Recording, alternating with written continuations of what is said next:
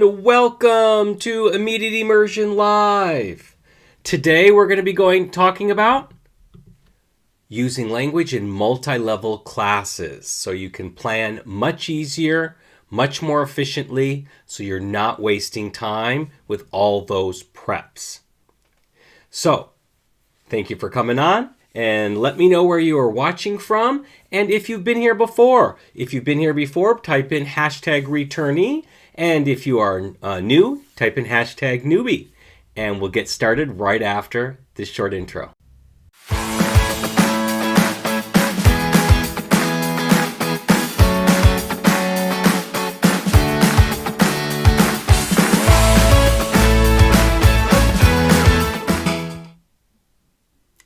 And welcome back. So today, as I said, we're going to be talking about multi-level classes.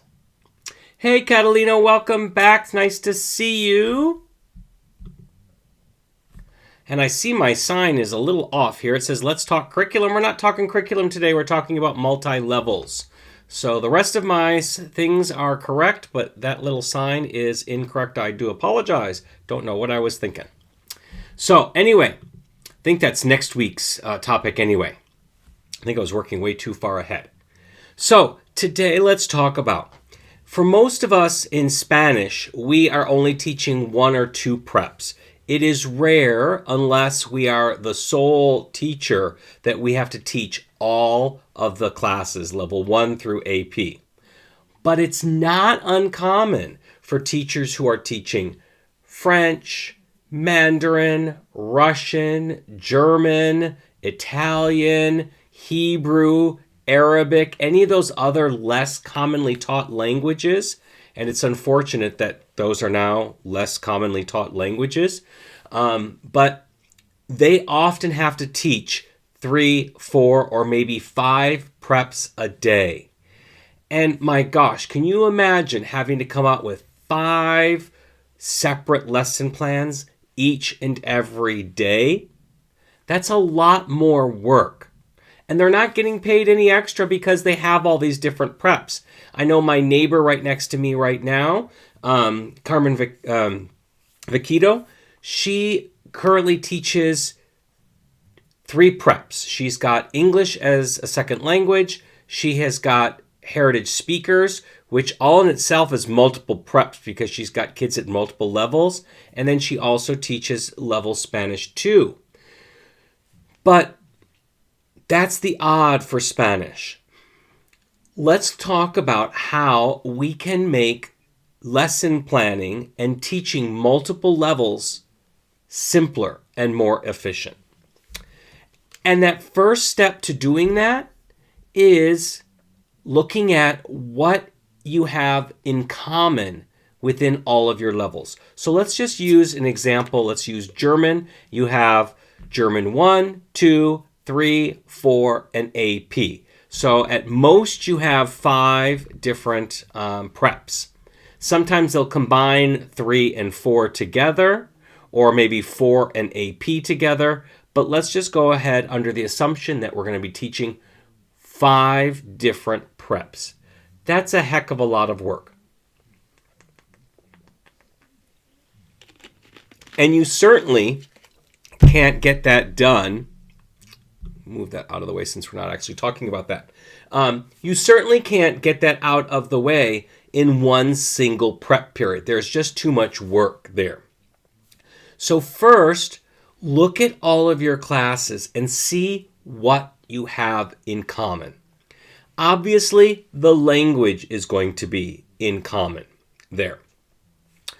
Also, if you're teaching with CI, you have the basic types of activities that you teach that are in common. You're going to be doing stories, you're going to be having conversations, you're going to be doing readings, you're going to have novels, you're going to have songs, you're going to have silent reading.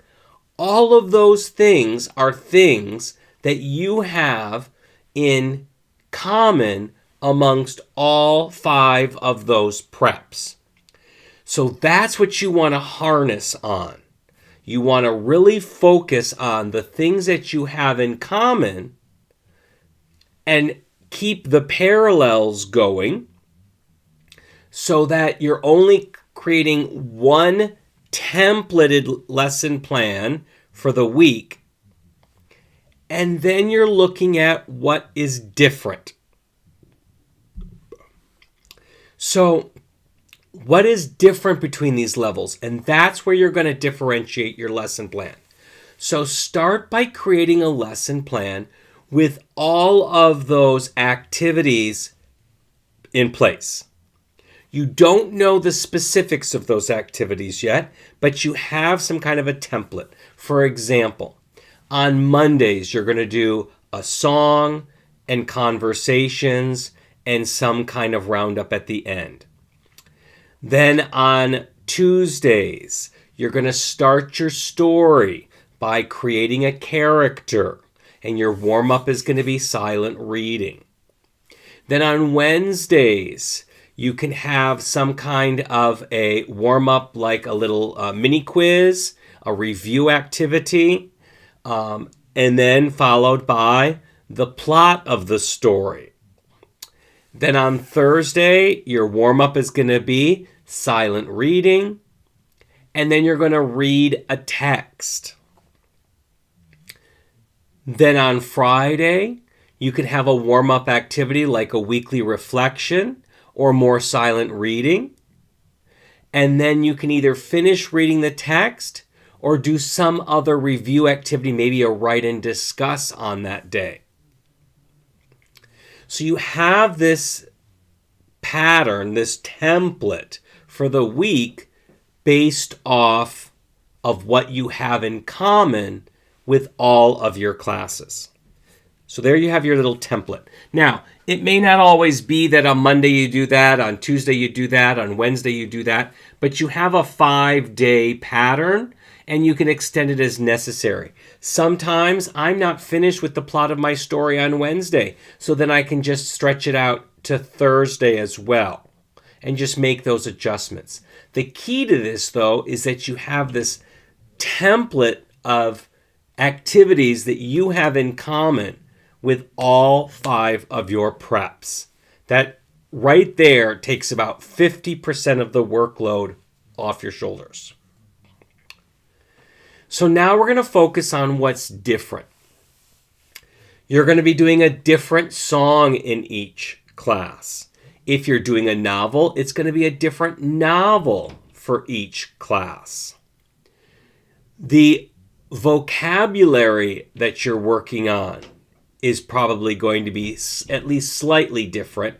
Same thing with the grammar, and then the culture will be different.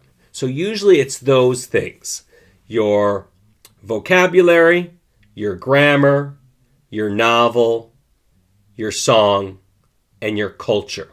Those 5 things are usually different. But they're not so much different that it makes your lesson planning process more complicated. Let's talk about layers. So you have your template, you know what you have in common, and you know what is different. So you need to find, and I make templates of these. I have a template with a whole list of songs I use in each of the levels I teach. Level 1, Level 2, Level 3. So I have a different Google slide deck with my Level 3 songs, one for my Level 2 songs, one for my Level 1 songs. So it's really easy for me because I do have 3 preps right now. So it's really easy for me to take my overall template for the week and just swap out the right song for the right class. Then I want to keep everything parallel. So we're having conversations on Monday. So we start on Monday and we're doing our conversations.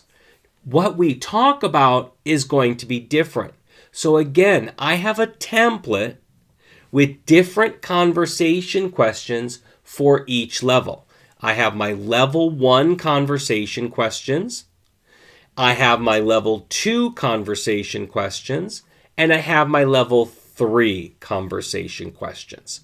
And mostly what's different about these is the level of language that it requires to answer the question. So for level 1, they're usually one word or either or answers. For level 2, I'll start with the either or and then expand a little simple phrases that they can answer for the questions. And then level 3, the questions I'm asking require much more language. So there are a lot of what would you do if type questions. Okay? So I've layered these. So I have these templates. And again, I know Monday's conversation day, I just got to swap out which conversation question for each level. And because I've already created these in a template, it makes the job so much easier and quicker. Next comes building a character. Now, there isn't much difference here in the 3 levels. There's not even a lot of variety in language or grammar or vocabulary that's needed. But I'm going to go simple in level 1, a little bit more detailed in level 2, and then level 3 for an AP, I'm going to hit really hard and go really deep in it. So we can even use the same character in all 5 levels if that makes it easier for you. But you don't have to. Just remember to go with simpler questions for level 1, a little bit more detailed questions for level 2, and then even more detailed for levels 3, 4, and AP. But because we have the parallel that Tuesday we're doing characters in all of our classes, it makes it a lot easier to focus because we're not using a lot of that brain power like, okay, it's first period. What class am I teaching? I'm teaching level 3 in first period. Okay, what are we doing in level 3? Oh, we're doing this. Okay. Oh, now period 2's here. Oh, we're teaching level 1 here. So what am I doing there? Oh, I don't remember. Oh, got to go back, look at my lesson plan really quick. Oh, now in period 3, we're back to level 3. What do I got to do? It makes it so much easier and using a lot less brain power if you are running your classes as much as possible in parallel. Wednesday, I normally do the plot of the story, which may also extend to Thursday. Again, I can use the same story idea for my story in all 5 levels. The difference, and this is the key, is you're ratcheting up the grammar. That's all that you're doing. So let's say I walk into my planning day. It's Wednesday. It's plot day. We're going to have a story about a pencil that doesn't like to write. So that's my little basis storyline. And I will ask my leading questions to develop this storyline. But in level 1, my questions are much more simple. In level 2, they're a little bit more detailed, and I want to make sure that I'm really hitting the past tense in there even more. I do the past tense in level 1, but my goal in level 1 is past versus present. In level 2, because I teach Spanish, my goal for past is imperfect versus preterite. So I'm going to make sure that I'm going to hit questions that will focus on both of those tenses in my story. What did the character do? What was the character doing when that happened? So they can hear and see the contrast in there as we go along. And then for your upper levels, you're going to be using even more complex grammar. So I might be asking, what would this character do in this situation? Or who wants the character to do that? which in Spanish and French at least invokes the subjunctive. So I can focus there. But the same storyline, a pencil that doesn't like to write. So for level 3, I could say, okay, who wants the pencil to write, which invokes the subjunctive? Oh, the paper wants the pencil to write. Does the pencil want to write? Comparing the indicative with the subjunctive. No, the pencil doesn't want to write. The paper wants that the pencil write. So you get the idea. So the same storyline, I'm just ratcheting up the grammar, the vocabulary, the complexity of the sentences to adapt to the class that's in front of me. But my brain power of what we're doing doesn't have to be used because it's story day. It's the same story plot, the same idea. And we're just differentiating it for the class, which saves a whole lot of brain power. Instead of having 5 different stories with 5 different characters doing 5 different things, it's too difficult. It's too much work and too much to keep organized up here in the head. So on Thursday or Friday, depending on how long my story goes, we have a reading. And again, it's the same reading for all of my levels. I am not writing 5 different extended readings. And for an extended reading, we're talking about a 300 to 500 word story.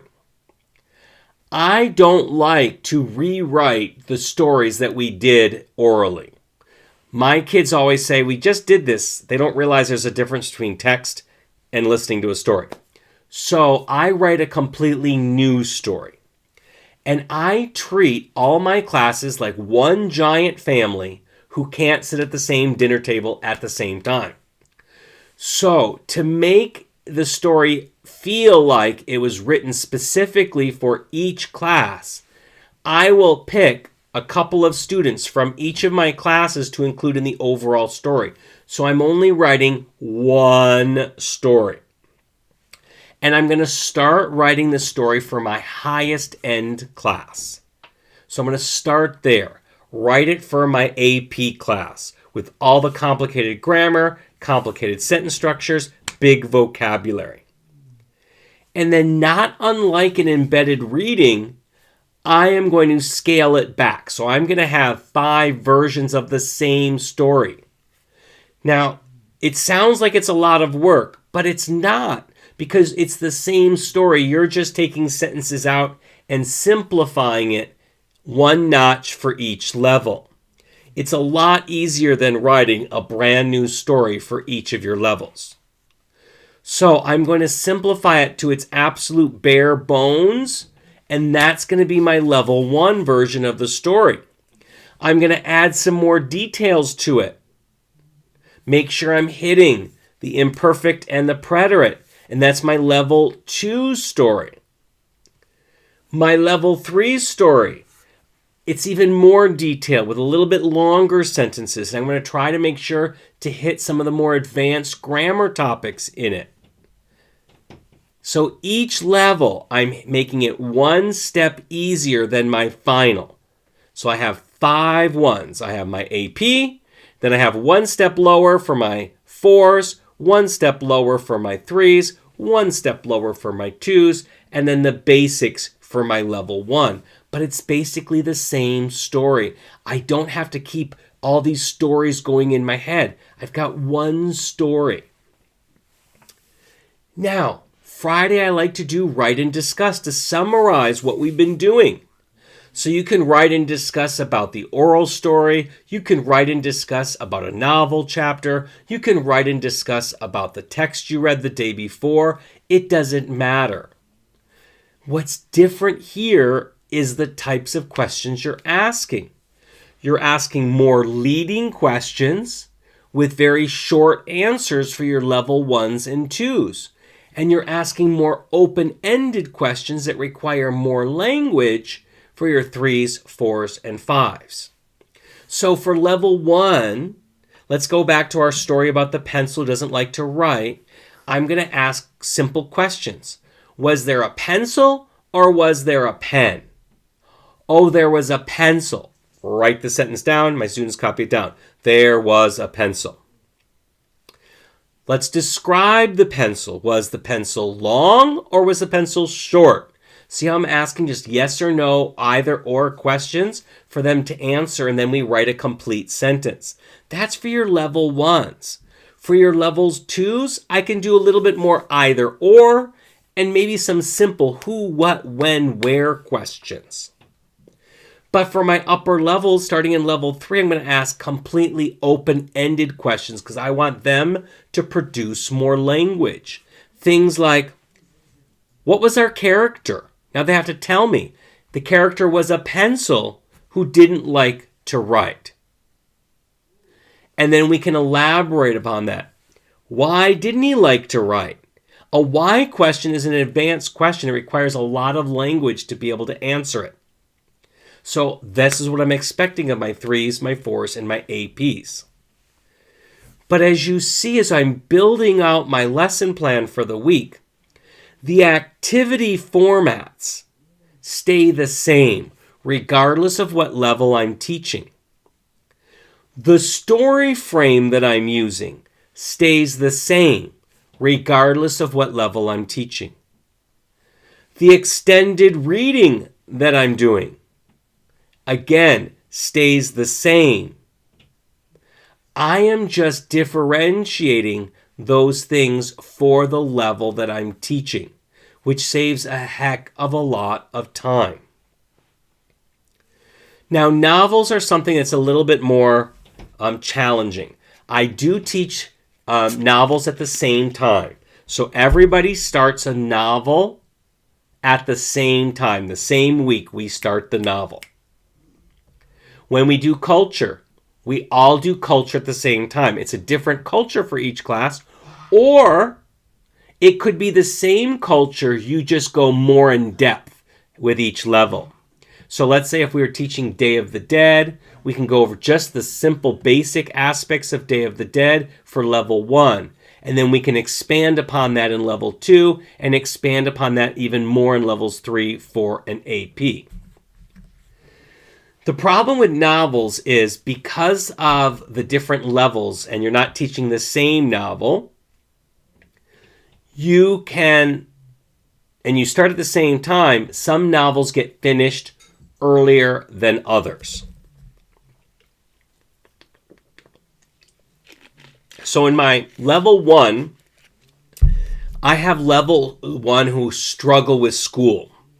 So we didn't read the typical level 1 novel that we read, which is Berto y sus buenas ideas. I needed something even more simple for them to get on. Plus, their attention span is not good for a regular length novel. So I picked Fly Guy in Spanish. I picked it because it was short. It was familiar. Most of the kids knew the storyline, or at least the character. But it's still a chapter book. It's written in chapters. So that's what I started with.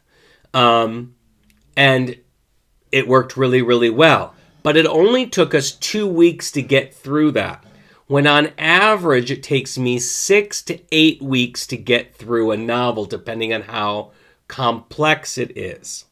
For my level 2s, we read Me Perdí en Medellín, and that one only took us about 6 weeks to read. It was the first time we read that novel, so it took me a little bit longer than normal, but that's what we were reading there. So my first class, we lost 2 weeks, and then I had 4 more weeks that were differentiated, they weren't doing the same thing. And then in my level 3, we are reading La Vida y Muerte en la Mata Salvatrucha, which is not a difficult book and it's not a long book, but there's a lot of conversations that go into this book. And so we are in our week 8, I think, right now, as we're talking through. We've had a lot of breaks in between, so it's kind of thrown us off. I don't usually spend this long on this book, but it's been a little bit more challenging this year. But my 2s are now done with their novel. They've been done for 2 weeks, so I had to figure out something to do with them. And my 1s were done even earlier. But for the most part, when I'm teaching a novel in one class, I'm teaching a novel in all classes. The third thing that I like to do, or we use as teaching, is a movie talk or a picture talk. And what's great about both of these, you can teach the same video. So what I do is I will go on I teach 3 levels, so I go on a 3-year cycle. So 1 year I teach this movie talk and these few picture talks. Then next year I use these different pictures and then these different movie talks. And then in the 3rd year I use these pictures and these movie talks. And what's great about that is that I'm cycling through, so my kids don't get the same movie talk 3 years in a row.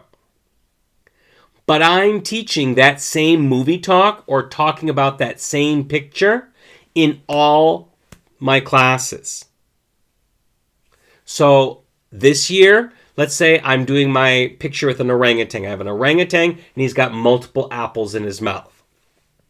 So that's the picture I'm going to do this year.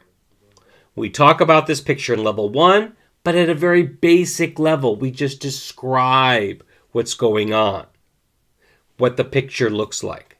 And in level 2, I delve a little bit deeper and may even turn it into a story. And then in level 3, it's the same picture. We're going even deeper. And we definitely are going to turn it into a story. Same thing with movie talk. I'm going to pick the same movie and teach it all day long. I'm just going to differentiate it for each class that's there. I'm going to stick to the real basics in level 1, go a little bit more advanced in level 2, and even more advanced in the upper levels. And then next year, I'll be doing a different movie talk. I'll still be doing it in all my classes, but these kids hadn't seen that movie talk. If I use the same movie talk over and over again, they will see it in level 1, they'll see it again in level 2, and they'll see it again in level 3. That's not going to work. But if I do a rotating schedule, that makes it much easier to work with. You can also, for novels, you can recycle a novel that you taught in level 1 for a level 3 class, but go deeper. So you're not going to stick with the cursory information. You pick a really easy novel, so the language isn't a problem, but you go deeper with the discussions.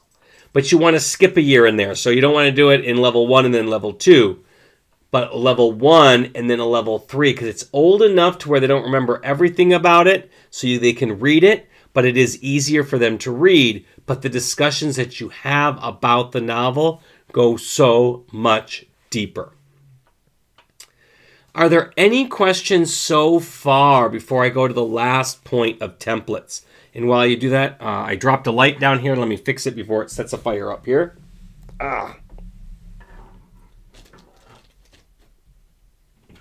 There we go.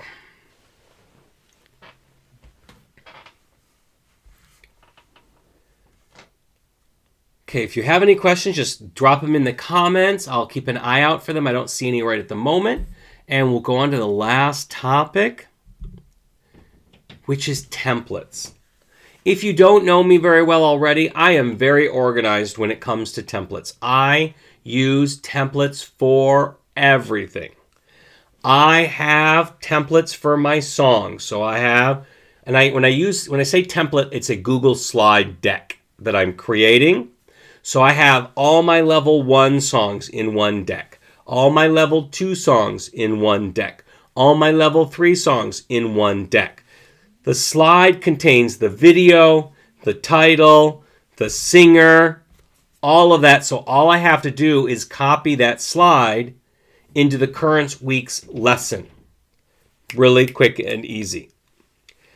Another thing I template, my conversation questions. We have about 38 weeks of school, so I usually have at least 40 conversation questions per level. And if I think of other ones, I keep adding them in there so I don't have to do the same ones year after year. I can rotate them out. But my slide is there with the question and a prompt to start the answer. And I have that for level 1, level 2, level 3. Quick write topics. Again, I template this so I don't have to use any brain power. I use the brain power once to create the template, and then all it is copy one slide and paste it into the current lesson plan deck. So yes, we've got conversations, we've got I'm losing my train of thought. Songs, we've got my quick writes. Another thing, for level 1 and 2, I don't do so much in level 3, but level 1 and 2, I do a lot of calendar talk with the weather. So I have my generic slides that talk about that have the days of the week, the months of the year, the basics of the weather. All those things are on the one slide, and we talk about that. And then my next slide is a weather report for a different location than where we're at. I do that because I teach in Northern California, and basically all that we have is 2 seasons. We really have 3, but temperature-wise, it's either warm and hot or it's cool and wet. That's basically what we have. We do have a fall, but it's just in between those 2 places. We don't usually get snow, and it doesn't get really, really cold. It might start out cold in the morning, but then warm up to the 50s or 60s by the afternoon. So it's really boring weather. I don't have a lot to talk about. So then I pick different places around the country to start off with, and I found weather for them at one particular time. It's not accurate weather for that day in that particular year. I just did it one year. I took some weather, I copied it, made a slide of it, so I would have it. So I have examples of snow, thunderstorms, tornadoes, all those weather aspects that we can talk about. They're not accurate. They were accurate at one time, but they're no longer accurate because I made these templates a couple of years ago. So I have one for each of the days that we do the calendar talk. I have that many slides in my deck. I have one for level 1. I have one for level 2. So I can just copy and paste these in there. So we're talking about Anchorage today, or we're talking about Minneapolis tomorrow, or we're talking about Helsinki another day. I want to make sure I have a wide range of weather so I can practice the weather with them. And then just as fun, I have a Google Home in my classroom. So then a student always gets to ask what the weather like is in Spanish to Google Home, and he'll answer back in Spanish for our current location. So that's always kind of fun to do. So I have that as a template. Let me take a look here. I got to see what other templates I have. I can't think I have so many templates. I have just a basic template of my weekly lesson plan with that format that I told you about. Monday's conversations, Tuesday's character, Wednesday's plot, Thursday is reading, and Friday is write and discuss. So I have that one always made out. And I'm going right now to my classes so I can see. Oh, yes, I have a word of the day that we do. So we do this for 12, 24, 36 weeks. So we don't do it for the whole year. It's 36 weeks. We do 6 at a time before they have to turn them in. So 6 weeks worth, and we turn them in. I have slides for this. So I have for week 1, each of the words. Then week 2, each of the words. All I have to do, copy and paste the slide into the new deck. What else do I have as a template?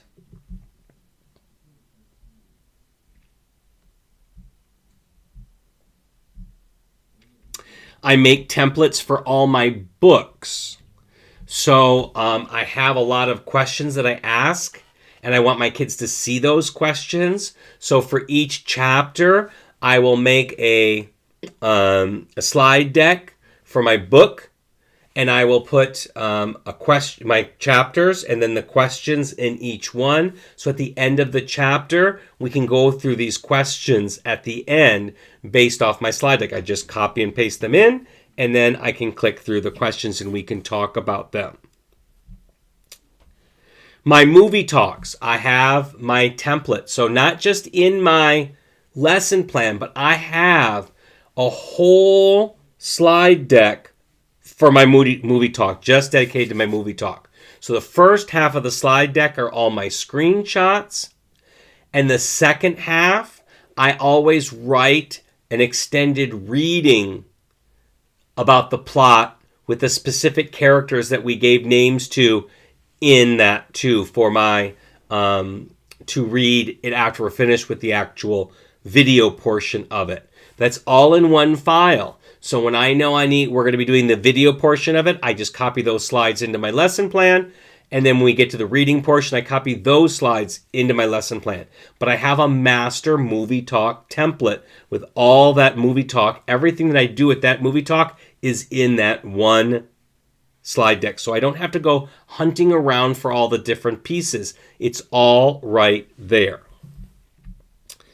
Let's see. I think that covers all the different things I make templates for.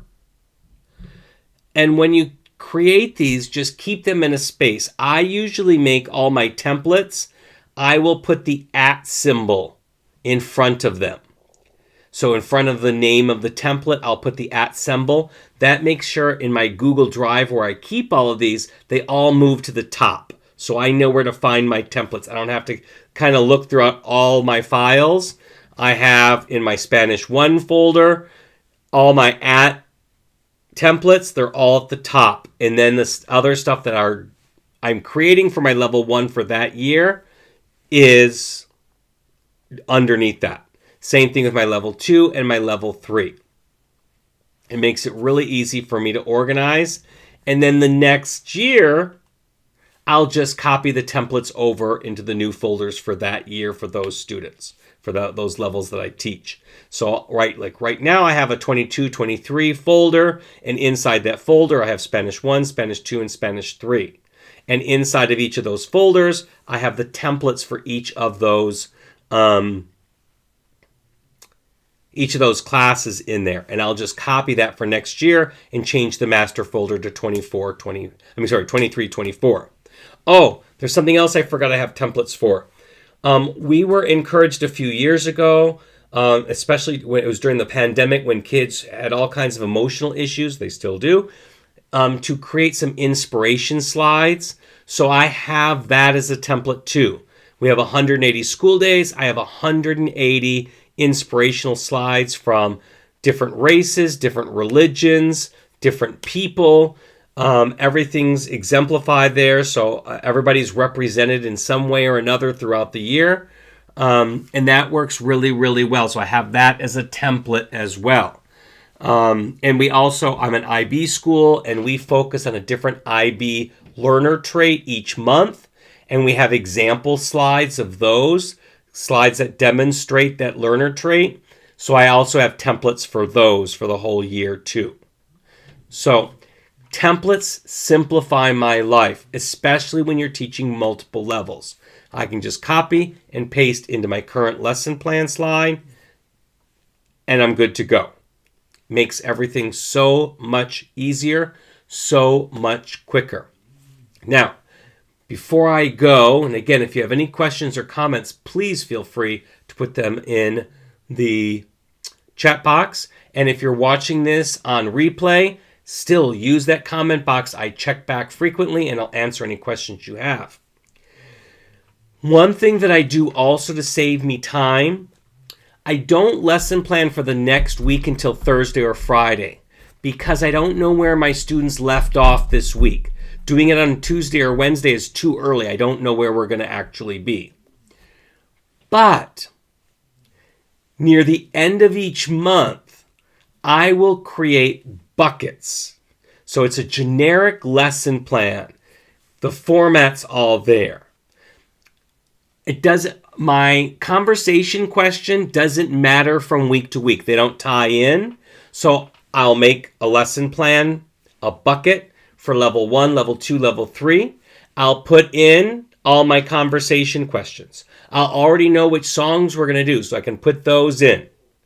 Then I already know my quick writes. So I know in my series of quick writes what the next topic's going to be. So I'll plug all of those in. My words of the day, I know what those are going to be. So I'll plug all of those in. So all the stuff that I can predict, that I know we're going to do that week, I do those. I put them all in my templates, my buckets. So I'll have them for 4 weeks, the whole next month in advance. Then, when Thursday or Friday comes around, depending on which week it is and what I've got on my list, I just pull that bucket and I just add in the specifics. What story are we doing? What novel are we doing? What movie talk are we doing? Because those things are what different. But I already have those templates created, those buckets created. I created at the end of the previous month. Because those buckets, everything in those buckets, I knew what we were going to teach. There's nothing I had to worry about that based off what we finished the week before. So I'll have all those buckets, and then each week I just finish off the bucket, top it off with the stuff we were actually doing that week, and then I can move on. And that saves a lot of time as well. So that's what I have for you to simplify teaching multi-levels in your classroom. Does anybody have any questions or comments? And while I'm saying that, if you found this at all helpful, please like and subscribe so other teachers can find these videos and get the help that they need. Next week, same time, same channel. It's going to be the 27th of February, 5 o'clock p.m. Pacific time. We're going to be talking about building a curriculum. So that's what we'll be talking about next week. So you are so welcome, Catalina. She's always here every week. I so appreciate you. So if there are no other questions or comments, I will wish you all a good night. Everybody have a good week, and I will see you next week.